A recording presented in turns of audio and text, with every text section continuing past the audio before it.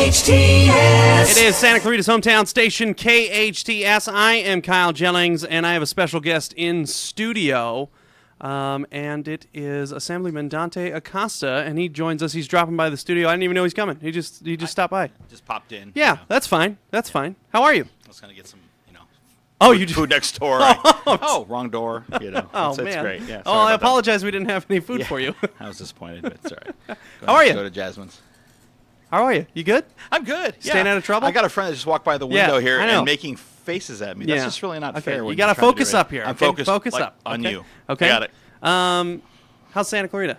I know you're all over the place. You enjoying Santa Clarita or what? Santa Clarita's fantastic. I got back about, let's see, what time did I get here? Sometime Saturday. We finished up about 2:30 Saturday morning up in Sacramento with this legislative session. Okay. And we had to make sure we had all the bills done that the majority party wanted us to get done. So we got them all done, and I'm here. Nice. All right. So it's good to hear that you're actually working. That's the goal. That's the goal. I'm here to serve the community. Exactly. It's wonderful. You're here to talk about Hispanic Heritage Month, and you have an interesting background. We talked a little bit about it, but your father was a pretty famous dude, right? Fairly famous. I walk by his name all the time, Rodolfo. Rodolfo. And with an F, not a PH. Yeah. Okay, that's an important distinction. O's and no U. Talk to me a little bit about him.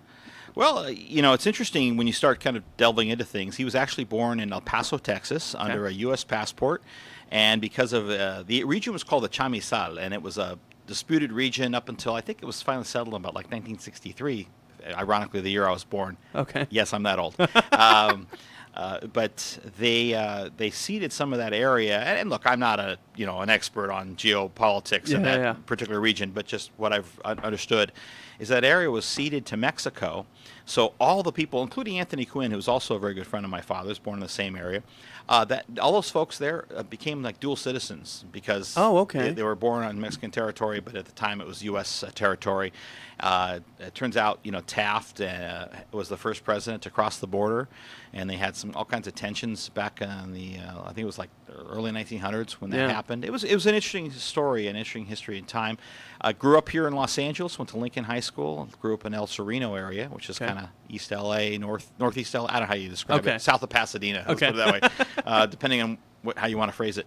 But did some time at UCLA, went down to Mexico to study at the Dramatic Arts Institute, and then enlisted in World War II, studied theater and acting. He became a very prominent character actor in hundreds of motion pictures and television shows.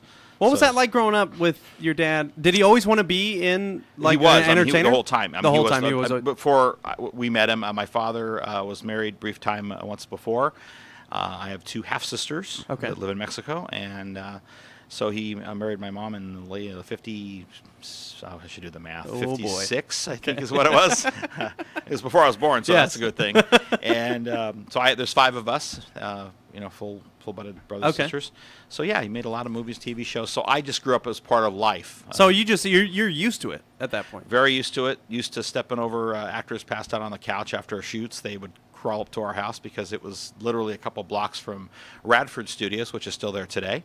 And in Studio City, and then we were there for a number of years, and then moved to Granada Hills. My mom ended up being a single mom. My father passed away when I was 11, but it was a great time in that era of Hollywood, growing up with people that you just think of as your dad's work buddies. If your dad's in a factory, you got the lunch bucket guys. Your dad's a lawyer, you got a bunch of lawyers. Well, in my case, I had Dan Blocker and Lauren Green and Michael Landon from the Bonanza set, and Anthony Quinn, and all kinds of folks like that I grew up with. Yeah. We're speaking with Assemblyman Dante Acosta. We're talking about Hispanic Heritage Month. So he was on Bonanza. What other stuff would we know that he was on? Oh, well, he was a regular on the High Chaparral series. As a matter of fact, they just celebrated the 50th anniversary, and he got a special award on Friday night. Awesome. Unfortunately, I was stuck voting in Sacramento and couldn't quite get there.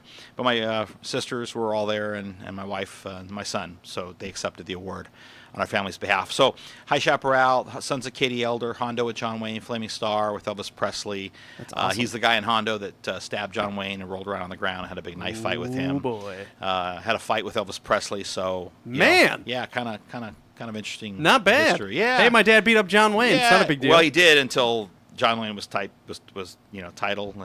before the titles rather, and so he flipped my dad over, of course, and beat him. Yeah, he would have beat Elvis in real life. John Wayne's a big dude, but Elvis, it was the skinny Elvis. My dad was a big huge guy, and he would have really taken him. But again, Elvis was the star, so had to go down that way. Yeah, I know the feeling. All right, so again, we're speaking with Assemblyman Dante Acosta. We're talking about Hispanic Heritage Month. Now, obviously, you have a Hispanic heritage. How growing up and even now, how important is that culturally for you?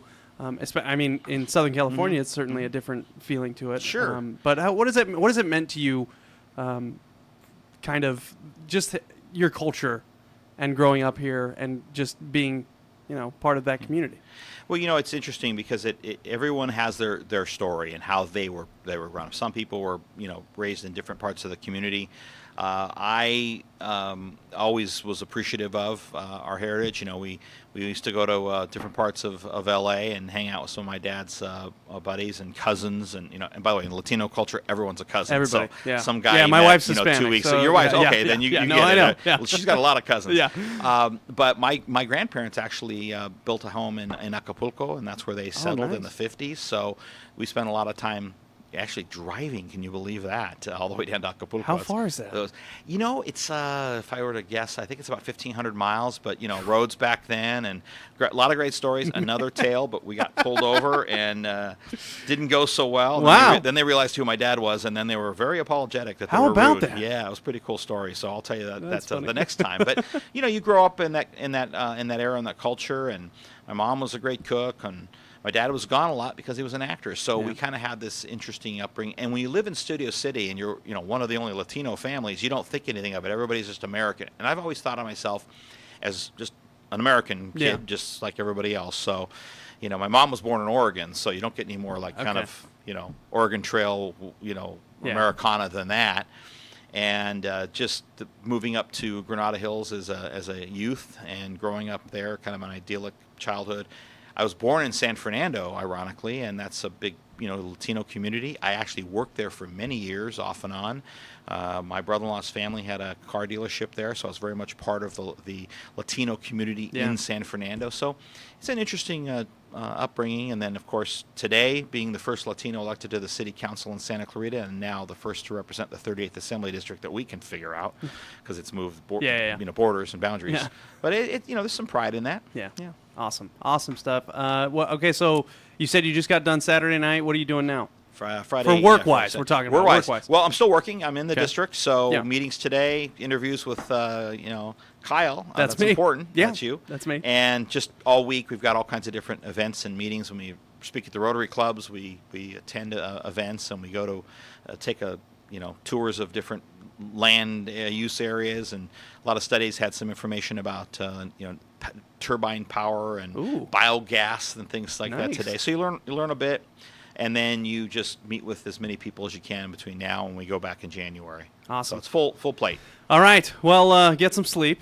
Not right now, but not right this second. Okay. But unless Sharon's over there, she's willing to drive, I guess, and then you can lay down in the back seat. Yeah, I got maybe? my car here, so I better fall asleep. All right. Well, thank you for coming by. I appreciate you being here. Well, I appreciate it. You're a good sport. Let me just wander on in here and put me on the radio. And again, I apologize for not having any good treats. There's a good panaderia next door, so we're gonna go next door and get some to Jasmine's. And come on down, folks, to Jasmine's in Old Town Newhall and get your great pan dulce. You'll love it. That's right. Some tamales too, man. Oh, I might do that. Assemblyman Dante Acosta, thank you, sir. Appreciate you being here. Thanks a lot for having me. Quick break, and we'll wrap things up. Dodger Baseball.